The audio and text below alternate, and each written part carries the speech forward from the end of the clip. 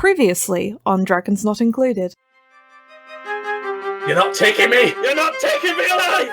As you grab this dwarf, get off of me! Get off of me! Now calm down there, sir. We're just trying to pass through the area and you attacked us. He seems to be weighing his options like he's completely surrounded. I yield! Fine! I believe that everyone deserves a chance, at least to atone. And I'm going to help you atone for a little bit today. And then I'm casting Brand. Oh. Oh my god! What is wrong with you? At the center of the cave, a stone tower that may have once reached a 50-foot height ceiling has collapsed onto its side. Two figures standing by this collapsed tower, pulling away at rubble at its base. We were just leaving when the walls of the cavern started to shake and the tower came down. My friend, he is trapped inside. Following Eldon's advice of wedging it underneath to get better leverage, you all pull with all your might, and the stone becomes free and falls with a thud to the floor behind you. Thank you, my friends. Is he okay? He will be okay. He doesn't seem too injured. I apologize. I've been very rude. My name is Lan. My friend here, her name is Dira, and this is Krell. I wish to know if there's anything I can give you, and thanks for saving my friend. If you return to our home in Holm, they might be able to find you a route back to the surface. The tunnel opens into a circular cavern, roughly 40 feet in diameter. What appears to be two dead bodies lie on the ground in the middle of the cave. These are Crusaders of Iomedae. They have the red sword of Iomedae painted on their tabards over their chain shirts. As you're overlooking these bodies, you notice a length of chain hanging out of one of the bodies clenched in his fist, like the end of a necklace. So you pull it out of the corpse's grip. You find a small symbol, a brass bull's head with tiny red gemstones for eyes. You've seen this symbol before, but never in a good place. This is the unholy symbol of the demon lord, Baphomet.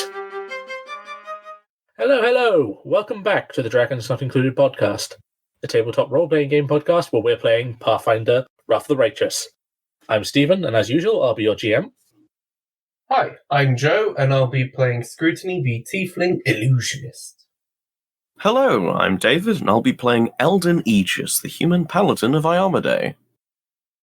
Hello, I'm Rowan, and I will be playing Istra, the definitely human Cavalier. Hi, I'm Dan, and I play Hans, the Dwarf Relic Hunter. Yes. I see we're still harping on about the everyone is extremely suspicious thing, except only two members of the party remain suspicious. Wait, who's suspicious? We'll never tell. No one. We'll never tell. As it's New Year, I've had a bit of a fun idea. New Year's resolutions when it comes to running tabletop role-playing games and playing in them. For example, my one this year is to actually finish some sort of module, pre-made adventure, or homebrew. I have never finished a single campaign or sort of set storyline. A very noble 3 task. years of GMing. 5. 5 years of GMing. Oh, yeah! Yeah! Just never finished anything. That's because players are too easy to kill. Yeah, true. We are very close. I came fragile. close. TPK'd. But yes, that's my New Year's resolution, is to actually finish something. Joe, you got one? Well, I'm running one game outside of the podcast, and I'm planning on running another. And something that I'm coming to terms with is I am a little bit overambitious with some of my games. I need to learn to lean on other resources, pre-made modules or other people's stuff that you can find online. I need to stop being a one-man show, essentially. Noble. Yeah. Wow, I've not really thought about it. I guess really I'd like to start running more games. I've half started one module and would really like to finish that one off and start running some more games. No, I'm going to keep mine fairly simple. I'm not going to lie. Mine's probably going to be, I'd have to say, learning the rules a bit better. I'm pretty bad at forgetting rules and having to look up or rely on somebody, specifically things as well related to class features and skills and everything, because I'm notorious in one game for completely having a really good skill set and just never using it. Never using it.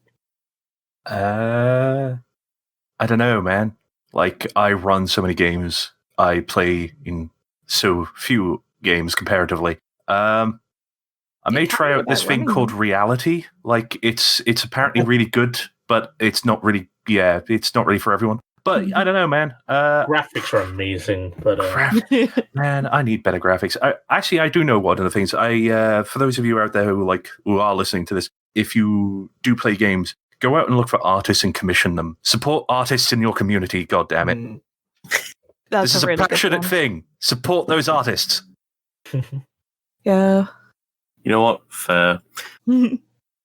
Well, let's see if we can somewhat stick to these. We have an audience watching us now who will obviously point out every time we fail at these things. As they should. Failure. Oh, God. Ooh. No, your characters and your dice rolls, perhaps, but in real life, you're doing pretty good. Characters are pretty good. It's just your rolling. It's just The gods do not love it. Well, let's put this theory to the test then, shall we? Let's start the new episode. Let's go. Yay! Whoa! Whoa! Here we go. Into Holm.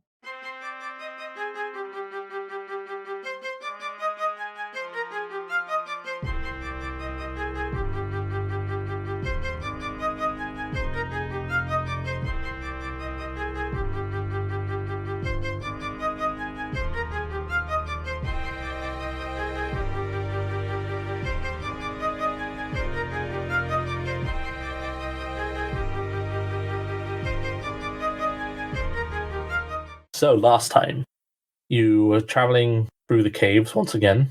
You came across a small camp inhabited by such a lovely young dwarven fellow, and that he tried to attack you immediately with spells. Scrutiny managed to stop him from doing that, and Istra tackled him to the ground immediately. And Hans gave him a lovely conversation about the error of his ways by branding him on the forehead. Incredibly messed up. So, you continued up a shaft containing handholds and pythons into a large dome-like cavern with a fallen tower and two figures moving the rubble. Being the lovely chaps that you were, you decided to run over and help them immediately, although Scrutiny was a bit wary. Aravashniel was happy to be proven right that there were mole people and pitlings, as he referred to them, living in the city below. You managed to shift the rubble and help free one of their trapped companions, and they were thankful. They introduced the leader of their group, introduced himself as Lan, and he was a handsome man with goat-like horn on one side and a horrific lizard monster on the other. He offered to take you back to his settlement of Neatholm, if it would help you find your way back to the surface. Although there would be a catch, the route back would be dangerous and was guarded by a monster he referred to as a spore coffer. He wasn't sure if they could take it, but with your help, they would do their best. You made your way along the tunnels, with your new companions, but unfortunately, your way was stopped by a large crevasse that, according to Lan, was not there when they proceeded across before. Using your quick thinking and Durendalib scale, you managed to make your way across this crevasse with a rickety rope bridge. You slowly made your way to the lair of the spore coffer, but upon arriving, the beast was dead, and in its lair were two corpses of Iomedean crusaders. Though you were a bit skeptical because instead of the classic longsword, Iomede's holy weapon, they were wielding spiked gauntlets, vicious-looking glaives. And upon investigating the body, you found a potion of cure light wounds, a scroll, and the unholy symbol of the demon lord Baphomet. And with this revelation that Hans has just revealed to you, we'll continue our story there. Okay. So, we've learned everything that we can from these bodies, right? Did we search them very thoroughly? Is there more to search? I mean, we went through their pockets and their belongings, found unholy symbols, and Yeah. As our most wonderful GM just pointed out, a potion of cure light wounds and a scroll. Did we identify that scroll last session? No, you didn't. But then again, you've only just been hit with the revelation that these are Baphomet cultists. Despicable! Using the image of Iomede's faithful to further their nefarious causes. Unbelievable! Not really. It makes the perfect strategy. If you have a group of people who are devoted to the paladins themselves as religious groupings, posing as those paladins would make it very easy to manipulate them and get them to do what you want. Plus, People do love authority. they're pretty evil as well, so, like, it's not that unbelievable, you know? Yes, if you're finding this unbelievable, I'm going to have to shock you with some facts about the cultists in general. Most of them are going to be quite disturbingly bad. No, I just sort of... It's just unthinkable, so rude and mean. Okay, the rude and mean, definitely. Unthinkable, no, because it's actually happening right here. Like, Anevia speaks up. Oh no, I don't... If they've taken place in even the Eagle Knights, all of Kennebress could be at risk. Iomedae, please, protect Erebeth. Yes. And Aravashniel. Oh, I don't believe it. Baphomet cultists had taken the place of Iomedaean Crusaders, and nobody saw this coming but me. But did anybody listen? No. They all said I was crazy, or speaking of things I did not know about. Hey, hang on a second. You weren't the only one who thought of this. I literally, what would be a couple of hours ago, pointed out to everyone that the only way the temple could have fallen is through cultists. Yes, but I've been saying this for months now. And if Erebeth listened to me, this might have not happened. He says this by glaring directly at Anevia. It's neither here or there. What's happened has happened. Aravashniel, please, just keep your darn conceited conspiracy theories to yourself. Just once. Just once. This is not the time to be arguing. People are in danger up there. Erebeth is in danger. And just because you're so pig-headed that you thought you were right about this does not change a damn thing. Also, we have a lot of other matters to attend to. Come on, guys, not in front of the mole people. Oh, go ahead, Anevia. Tell them how we had a chance to protect Kennebress, but you all did not listen to me. You all disregarded my sagely advice. And look what happened because of this. Oh, dear. I am going to ask you both to stop arguing, because as you just pointed out, neither of it is going to be helpful. Not proving you're right, not proving that you're wrong. We just have to go. So, if you're upset, please keep it till after we leave. Otherwise, I think it would be better if you stayed where you were. Yes, I agree with Hans. This is not going to help any of us. Oh, what was that, Horgus? And how would these cultists find funding for such an endeavor of hiding among the Iomedean Crusaders? Is there something you would like to admit to right now, or we're getting things out in the open? Right. What I am hearing here is that you three wished to bicker forever in this cavern, and I'm quite happy to leave you here to do that. Aravashniel, Mr. Gran has nothing to do with this. This is your problem with me and my wife. If you want to take it up, we can have time later, but now we must move. She's right. We're burning daylight. I guess not really daylight, we're underground, but we are burning time here.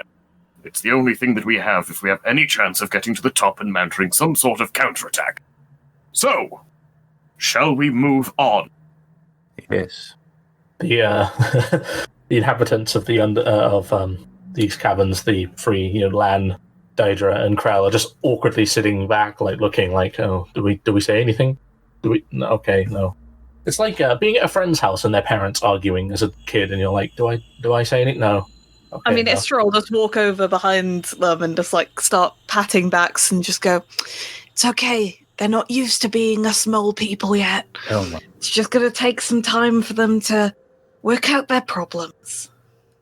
Lan just looks at you, sort of even more confused now. You have a very interesting way of putting things, Istra. I'm not sure I'm used to the way your Uplanders talk. But yes, I think you're right. We're not too far. We're close to Neatholm now. Luckily, this unexpected boon of this creature being dead. But if it's what you say about these cultists are true, we've seen them in the tunnels for a number of weeks now. We've been traveling with some of our kind. Bad ones about that. It's a good thing you ran into us and not them. How many of them have you seen? It's hard to say. It's not just me. Other scouting parties have encountered them. They've been moving about the tunnels, like I said, guided by our kind. Although we don't really like to call them that. That makes perfect sense, really. If you're doing an invasion, you want to come up with any way of getting in. And if a local group which thinks you're some sort of saint, even though you're being quite evil, is going to help you regardless. So yes, asking some of the natives, even those you don't agree with, to help them scout out the area is probably their smart move there. Right. Well then, even more to hasten our trip to Neatholm. Follow me. Yes, we should very much get a move on. Let's go. Indeed. As they start heading down the tunnel, probably want to switch out between leading Olivia and Aravashniel because you want to avoid them getting more heated. Yeah. But it takes you another 15 minutes of winding tunnels at your speed because of Olivia's reduced land movement. But this cavern now gives way to a circular-like chamber of a 20-foot diameter, where several tunnels branch out and lead to this one large chamber, with a large stone door leading through one of the tunnels. And standing in front of it are 4 creatures similar to your companions you've just met. Halt! Who goes there? You'll reach the glorious settlement of Neatholm. Identify yourselves. Don't worry, friends, it's me. I'm sorry I did not report in sooner, but we had a problem with the watchtower. It unfortunately collapsed due to the recent tectonic disturbance, and we have brought friends, glorious guests from the upland. Now, I know you may be a bit wary of them, but I personally can vouch for their goodness. They, after all, did help free Krell from the ruins of the tower. It's a pleasure to meet you. Shame that it is under such circumstances. Very well, if Krell can vouch for you, then open the gates, come on, and 2 of them start working a winch mechanism, and these stone gates just open inwards into a larger cavern. A small, dark lake ripples at the center of this 200-foot wide cavern. The walls and ceiling aglow with thick sheets of luminescent fungi. In the center of the lake, over 24 low stone buildings cluster on one rocky, 100-foot wide island. Lights glow in the windows of the buildings. This place is so very beautiful. Giving the settlement an almost welcoming look. Rafts made of mismatched planks of timber bob along the length of the crooked pier at the lake's closest shore. Quite homely in its own way. We've lived in here for a couple of decades now. Oh. The island keeps us well fortified from the vile creatures of the Darklands. Ah, yes. The Darklands. Keep forgetting we're near there. Unfortunately, we don't have the luxury of forgetting that living in Neatholm, but it's safe, it's warm, and it's home. And he gives you a wide smile. Like I said, once again, it's quite nice on his human side of his face, and then it's kind of unnerving on his lizard face. Wow. Be careful on the pier, it's quite slippery. You might fall. All right. You sort of reach these bobbing timbers floating on this sort of makeshift floating pier. It's kind of like slimy and encrusted with grime from the water of the lake lapping up, splashing up over time. And Horgus is just looking in dismay like, oh, this is disgusting. Yes, I know. Grin and bear it. Safe for now. Find ourselves a bit of haven so we can recover and head to the surf. You make your way across this rickety, bobbing pier and into this settlement about the size of a hamlet. Stone buildings that are quite quaint. They're not as extravagant as the ones in the city above. They look sturdy enough, and you see all sorts of people with different animal-like aspects looking out and just staring at you. It must not be often that they see uplanders, as they refer to you, and the children are playing and they stop and just stare at you as you walk past. Some people gather in their houses, unsure about your trustworthiness, but no one's approaching you because you're flanked with your 3 companions. Scrutiny gives the best attempt at a welcoming wave to whoever starts glaring. Yes, the children just look at you, especially you, Scrutiny, sort of shock and awe, and they run away when you wave at them. Eldon is smiling and waving a lot. Sort of like, hello. Lan leads you to a stone building. And this is the place I call home. Please, you've done such a good kindness to me and my friends. Make yourself comfortable here, and I will go and talk with the elders. Thank you very much for your kindness, sir. There is food and water you can help yourselves to. Oh, fantastic. I'm starving. Yes, we have been underground for quite some time. Perhaps it's a good time for us to take another rest. And the rations are barely anything. I mean, I'm a growing woman. I thought you were an adult. Yes, I am. She needs those gains. Growing in biceps circumference. She walks the path of the swole. It takes a lot of energy to keep these muscles in check, you know? She just flashes her guns. Let's settle in and wait for the judgment of the elders, I assume. Yes, please make yourself at home, and Dira, go take Krell to get healed. He might need it after that journey. Lan comes into this small stone building. There are a few sort of furs and hides on the floor that act as seating areas, and he gets you a large bowl that contains dried fungi and meats of questionable origins of creatures that live in the Darklands that you're not really used to. You're like, oh, beef and chicken, and what the hell is this weird leathery stuff? It's delicious. Yes. I mean, I'll try anything once. And she shoves a bunch of it into her mouth. Eldon will, of course. Very, very chewy. Eldon will partake. It would be rude not to. Wow. It's got a kind of whale texture.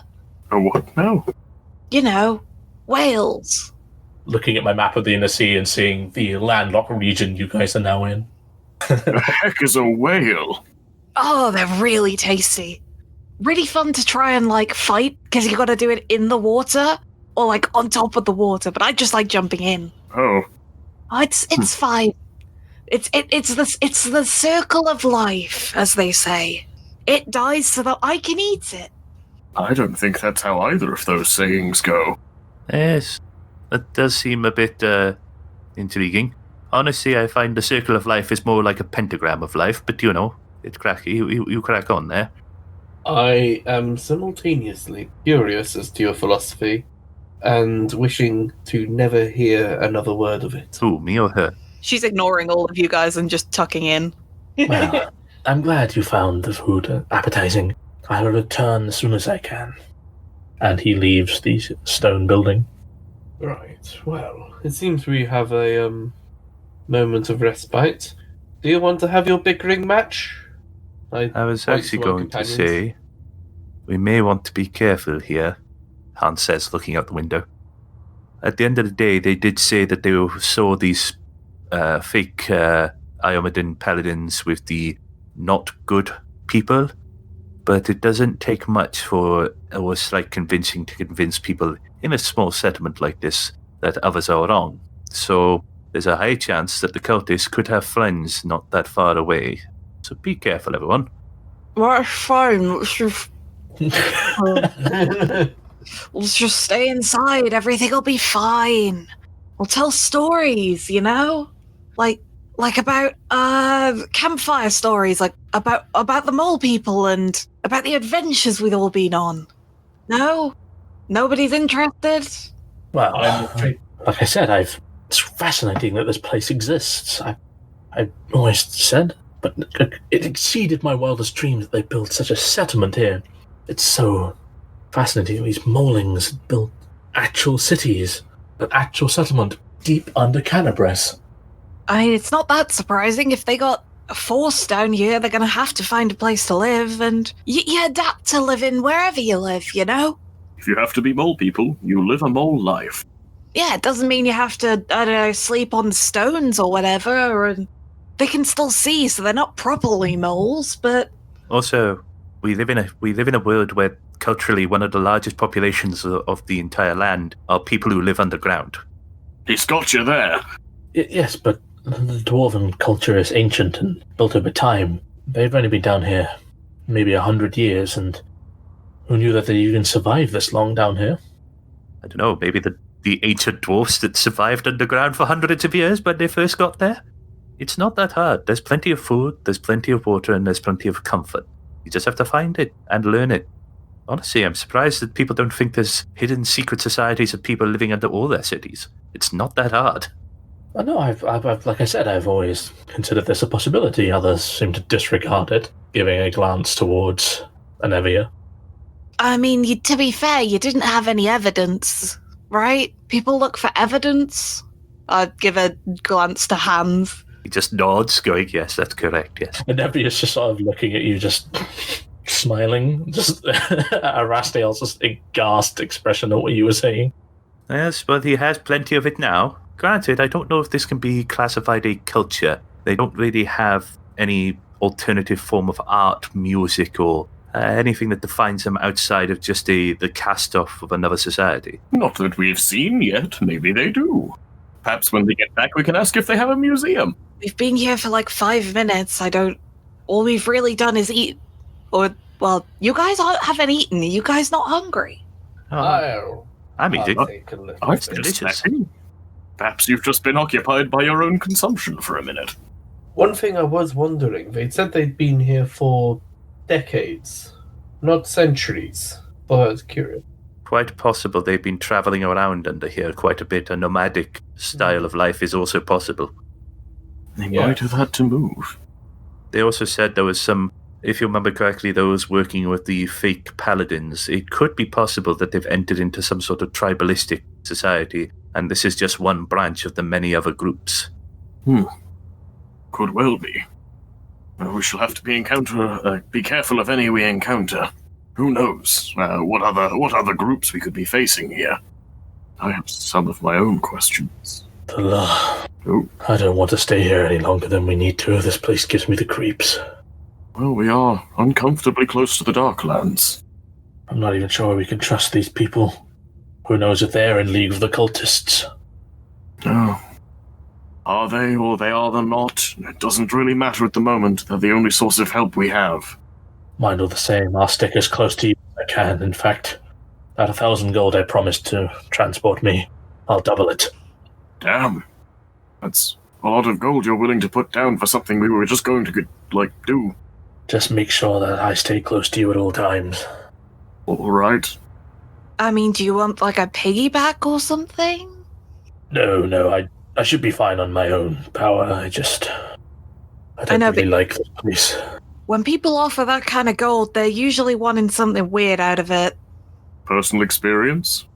He just furrows his brow and looks at you. I don't know what sort of people you've been in league with, but I would never do such a thing. I mean, people, I don't know, if they've got a bad job they want you to do, they'll pay you extra, I've had people try to pay me for things. Sure. I know an assassination here or there. Haven't done it. In fact, I've assassinated the person who asked me to assassinate the person. Much more fun, and you get to keep the gold. Eldon is stunned into silence. Yeah, August is just scooting closer to Eldon. If they ask you to kill a kid, you kill them instead. I believe that there is generally more of a process involved. Morally, that aligns better with Eldon, but he's slowly realizing that the people he's sort of thrown his lot in with are, in fact, absolute psychopaths. Scrutiny's not done anything yet, but it's on its way, I'm sure. Well, I mean, if I'd have left him alive, he'd have hired somebody else to kill the kid. So what am I going to do? You got to kill him. You say that. My companion was giving me the exact same look you guys were. What is that look? I don't understand it. I have my own criticisms, but there is a little thing called due process. Yeah, yes, generally what happens when someone does that is you report them to the authorities. You know. Oh, no, this was out in the middle of nowhere. It would have taken forever to get the authorities there. But that time he'd have moved on, so, just quick, done. Right. Listen, I get this judgment from Smell. I don't need it from you two. Who? Okay. My companion. Did you guys not meet him? He's like pretty small, pretty buff. I'd say he's very, very hairy. He's got a bit of an attitude, but he's really nice. Right. We haven't had the opportunity. I'd like to point out that we all kind of just got launched into the ground around the same time. I don't think I met him, but... Well, we shall have to have that introduction later on. Yes. I'm sure he'd love to meet you. He doesn't talk much, but when he does, it's really interesting. He's very wise. Right. Right. Oh, Goodness, he's taking a good while. yes, it's concerning, but at the same time, when you're telling your elders a bunch of people from the upland have arrived and they've discovered that some of the people who have been posing as their holy ancestors have turned out to be demonological cultists, it may take you a little while. Yes, I suppose so. That's why I was telling stories. Don't you guys want to tell some stories? I'm actually quite intrigued to see if there's something hidden around here. It feels like if you have a small community and you fear outside attack, you may have something to, as a bolt hole, may one say. Hans is going to start walking around the rooms of the house and just sort of like using his pick to just tap the floor to see if he can find any hollow points. Isn't Lan here still? No, he left a while back to go and talk to the elders. Oh, he went to talk to the elders, okay. Yes. So that's fine. You stick around. No, like I said, this stone building is built directly on the bedrock of this island. Dryer and Krell both went the infirmary, I assume, or whatever passes for a hospital here. I mean, it's a bit rude to look around somebody's house like that, but if you find anything interesting, give us a shout. Mm-hmm. Will do. So, you,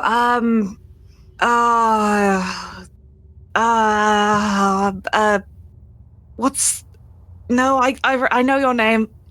You can do it, Istra. I believe in you. Scrumptious. Ah, so close. Well, I mean, as a descriptor... I don't know what it means, but it's your name, isn't it? A scrutiny. Right, yes, sure, whatever. What sort of stories do you have? I'm sure you've got something interesting, right? Oh, well... I suppose. I'm not quite comfortable. It's a little personal, really. Maybe another time. Okay, well, do you guys want to hear about the time I suplexed a bear?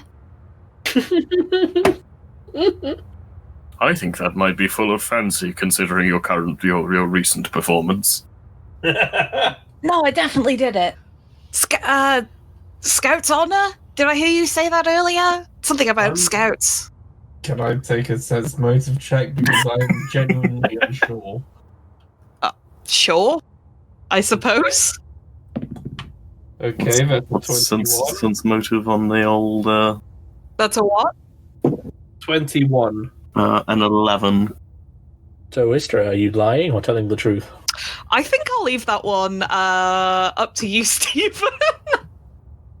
I think there's some embellishment going on in her story there, that she's ingratiating herself to make it look like she did most of the work, where there was probably other people involved, and... 4 people suplexed the bear. It was a team effort. They formed a human gun. No. They formed a line. Human Voltron. So, as they say, don't let the truth get in the way of a good story. Go ahead. Okay, so there was this bear, right? It was pretty big. I'd say it's probably about, and she'll like put her hand up, probably about 6 feet. Just go, yeah, it's pretty fantastic. And yeah, so I saw the bear. I turned to Smell and said that, hey, I'm gonna go suplex the bear. And he gave me that look, you know. Eldon's looking at where you put your hand in height and realizing that it's about 4 inches shorter than he is. And, you know, he gave me the look of, like, you know, confusion a bit, I think. Something like that. It's hard to tell with him. And so I walked over to the bear. I suplexed it. Riveting. Thank you. That must have been quite a feat. Oh, it's really fun.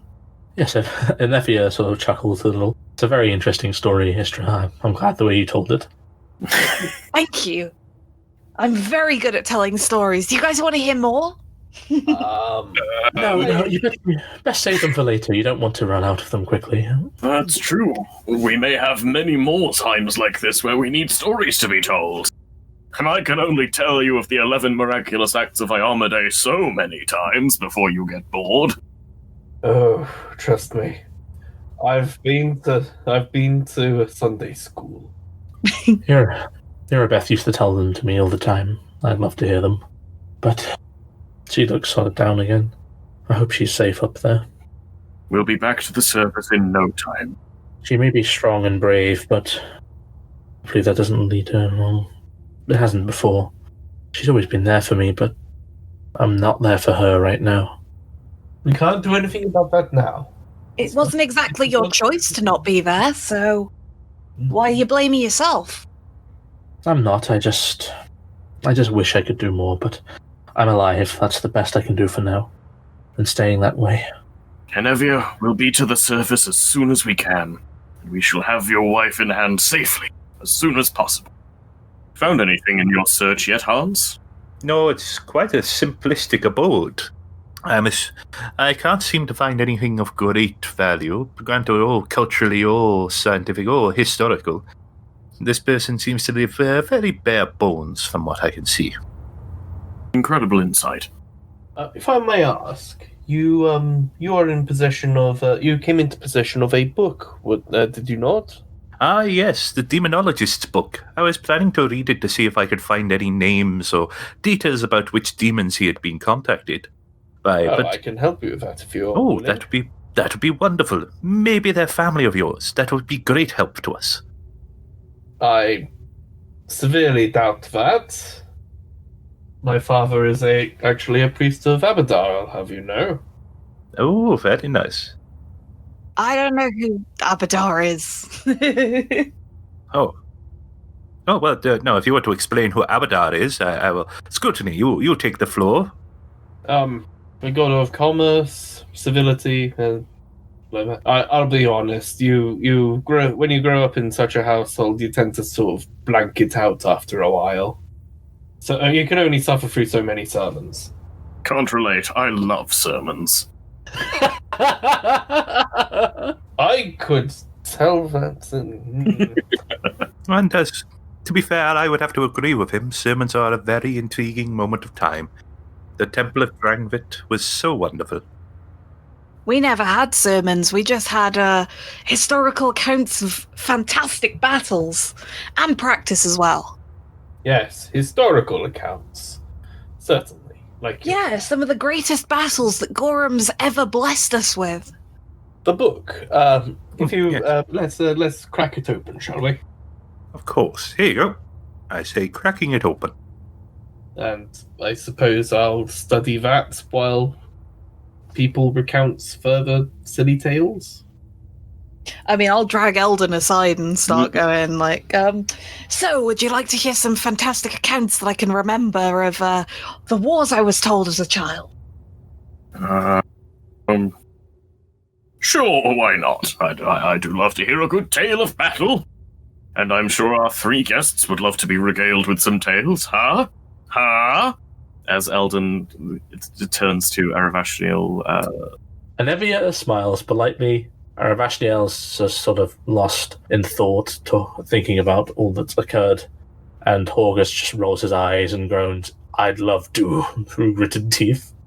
Wonderful. And a while into some of Istra's stories, Lan returns to his home. "Greetings, friends.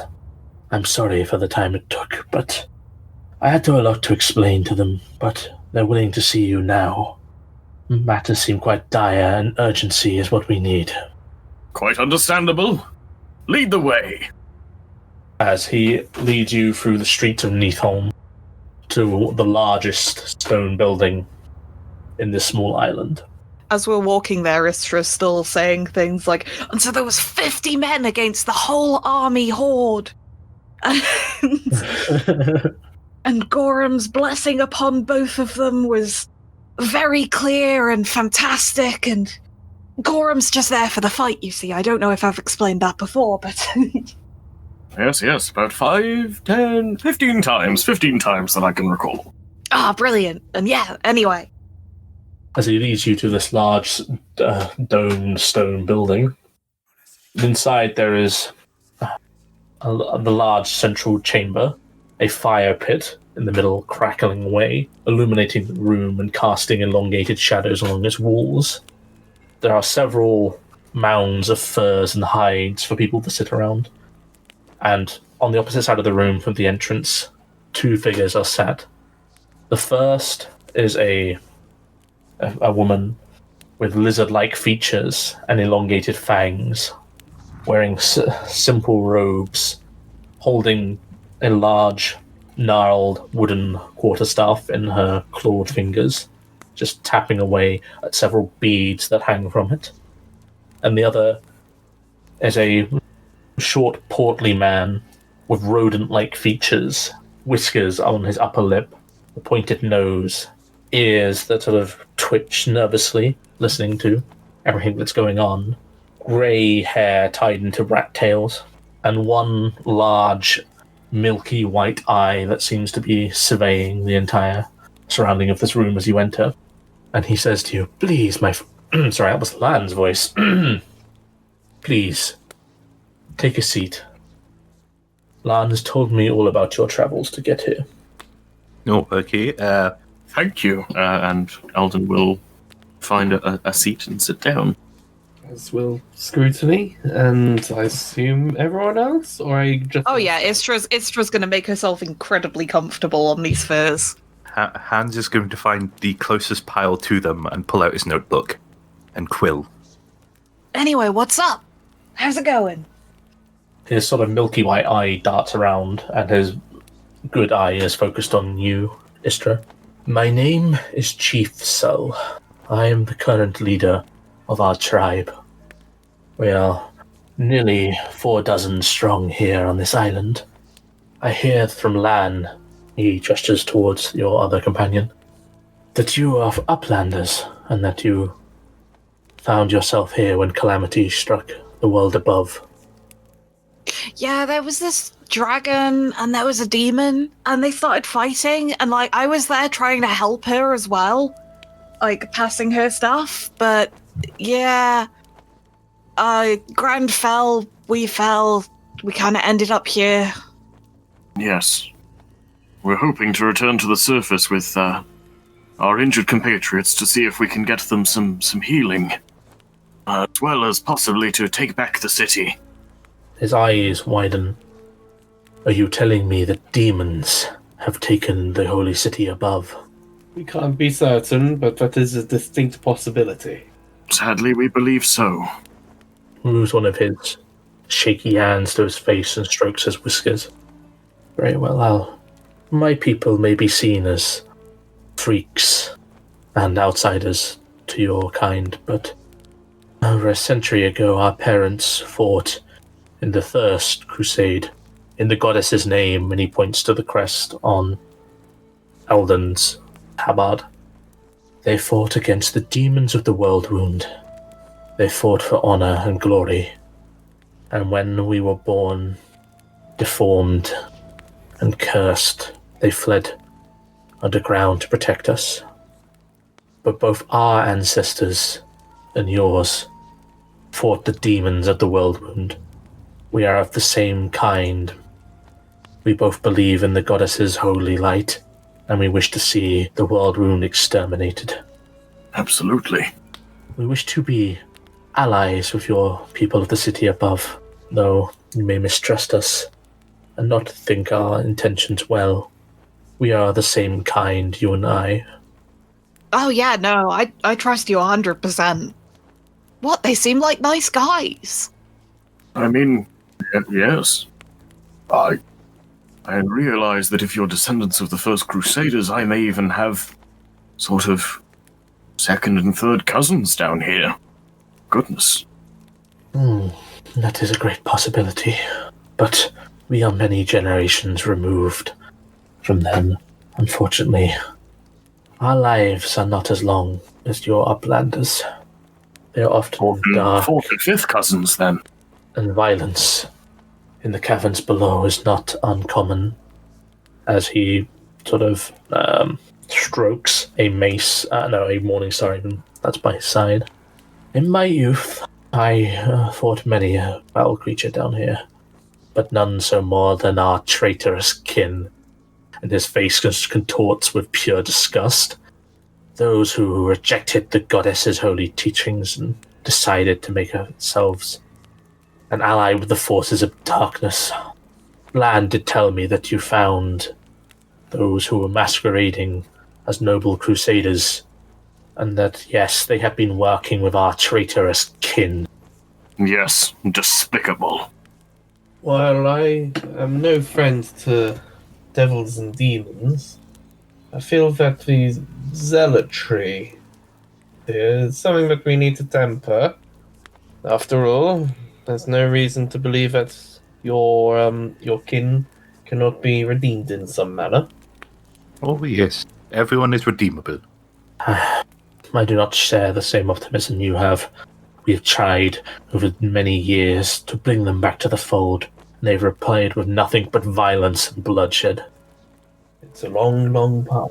They exist only to be defeated as the vile demon worshippers and murderers and thieves that they are. Well, perhaps it could take a new touch. Maybe we might be able to spur some to our cause. They've been deceived, perhaps convincing them that we have the right side of everything. Perhaps it could turn them around. You're not used to being down here, are you, my friend? Very much not. I would caution you in your naivete. Maybe on the surface, such people might be redeemable, but there are dark forces at play down here. And that sort of naivete and double thinking will get you killed in an instant. Keep your guards up at all times.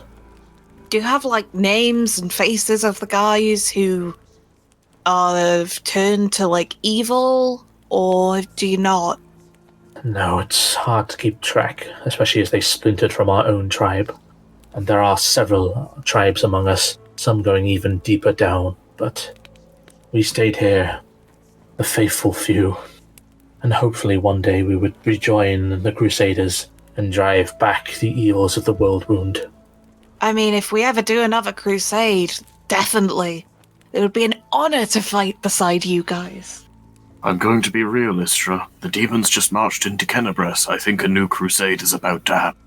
I was going to say, yes, I think at this moment in time, there's no... It's not a case of if, it's very much a case of when.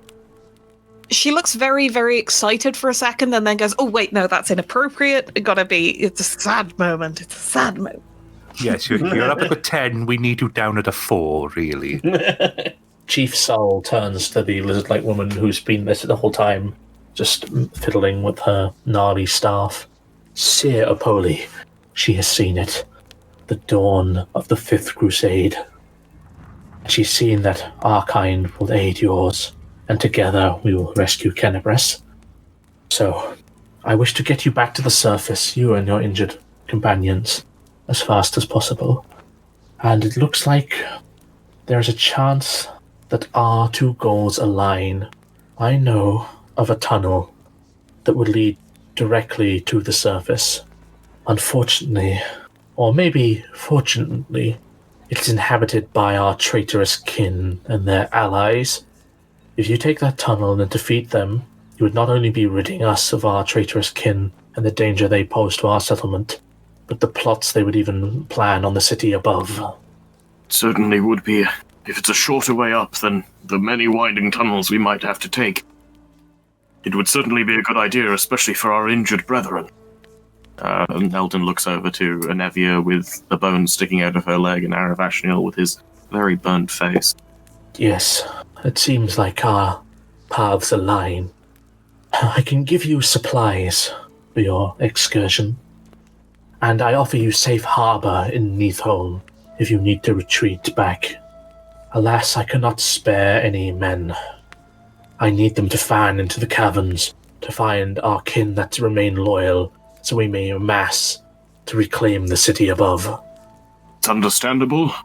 Dangerous place. Needs all the manpower it can have. But I'm convinced that our companions can take on any danger that comes our way. Isn't that right, Istra, Scrutiny, and Hans? Oh, definitely. We've been pretty effective at fighting things. Yes.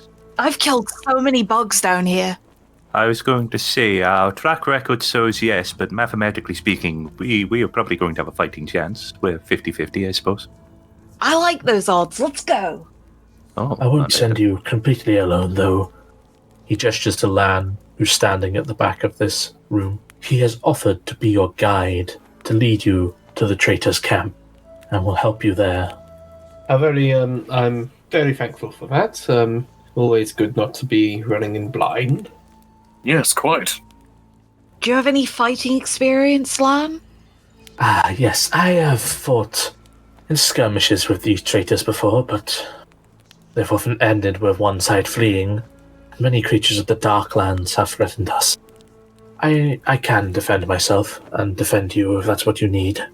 Fantastic. I just want to make sure that you'll be okay.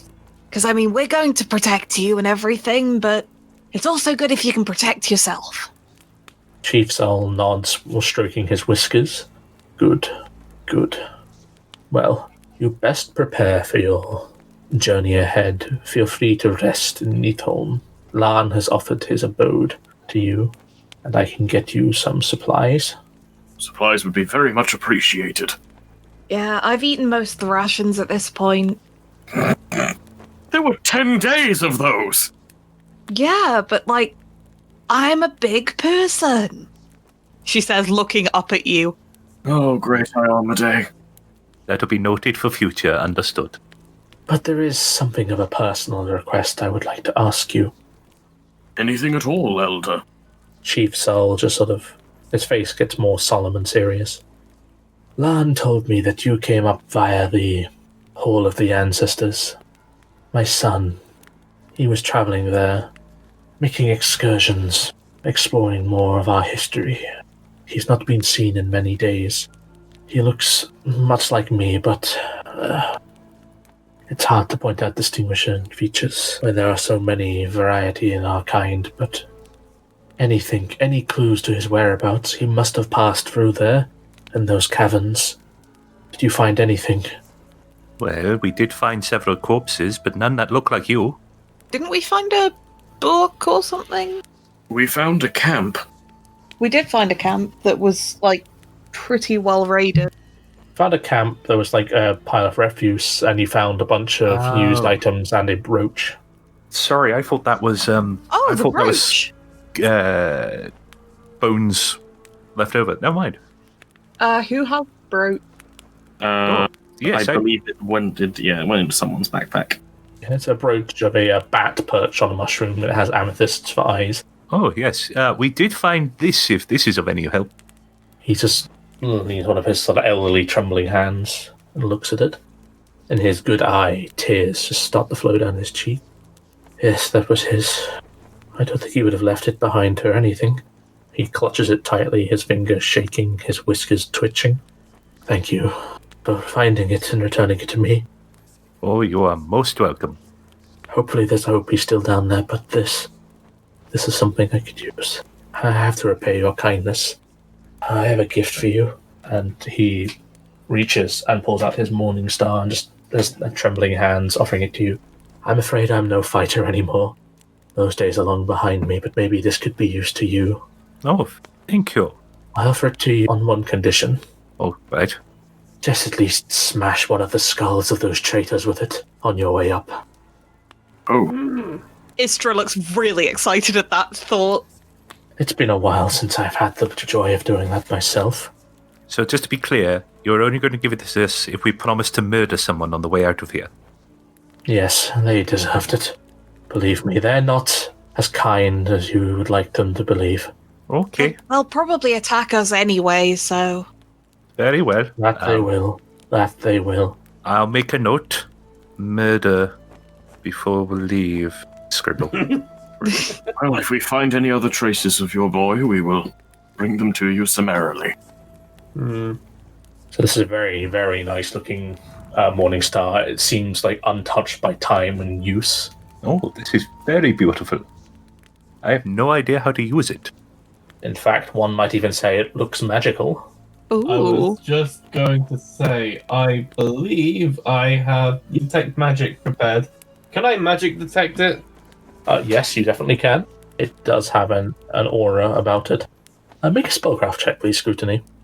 Go, Scrooge. Be crafty. Aha!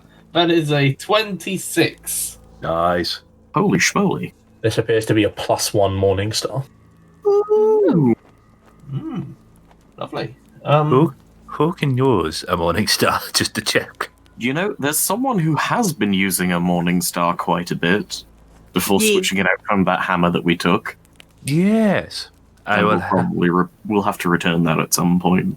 Yeah. Maybe. Once the adventure is complete. Does anyone else want it? Because I did take the hammer. Can anyone else use it? I can't. I have my trusty swords. Here is a morning star for you. Istra looks like Let's it's try. Christmas. I think it would serve your hands best. Time to learn how to use two-handed fighting. Istra is like practice swinging it already. I'm glad it seems to. He just gives up a smile, like the youth in his old eyes. That takes me back. You are a strong warrior, my friend. Oh, thanks. May it I'm really protect you trying. to protect me all these years. Lan has been given the supplies for you to take onwards with you, but you may seek to rest. But our markets here are meager. We do trading with those of the Darklands, but we're willing to trade whatever you have. I mean, I've got an old morning star now that doesn't need using, so... Because this one's way cooler. Yeah, so the supplies he gives you... Where's my brain? My brain is gone. Okay, 6 potions of Cure Light Wounds, and 3 potions of Lesser Restoration. Okay. That's pretty good. Yeah. Anyone got temporary ability damage? No. Nope. I've got actual damage, but not much. So, if we all take a potion each, a cure potion each, and then the 2 extra go to Group loot. Well, I was thinking to Ishra and Eldon. Yeah? So sorry, what's our distribution plan? 2 for Ishra, 2 for Eldon, and then Cure light one for wounds. Yeah. Yeah, 1 for Hans and Scrutiny. Make sense? I wish you luck on your journey ahead, and I look forward to our kind reclaiming the city above. Now go and rest. You have quite the journey ahead of you. Cheers, I'll drink to that, bro. Don't drink the potion! Don't have that potion yet! Don't waste it! Chief Sol bows in respect, and he gestures for you to leave. Wow. I'll give a wave on the way out instead of bowing. And as you leave to rest, prepare for the journey ahead. You should have enough XP to reach level 2. Oh, snap!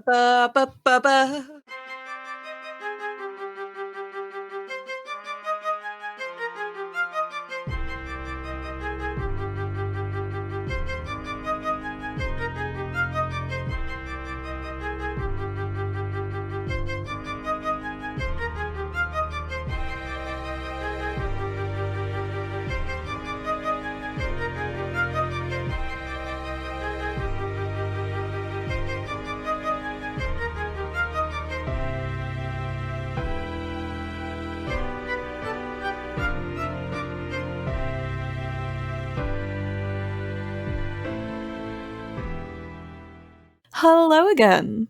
Well, it really looks like we have some exciting events on the horizon for us, as well as we're leveling up. Get to learn some new skills, get some feats. I'm gonna have to look through the book, all of us are. Gonna take a while of scouring.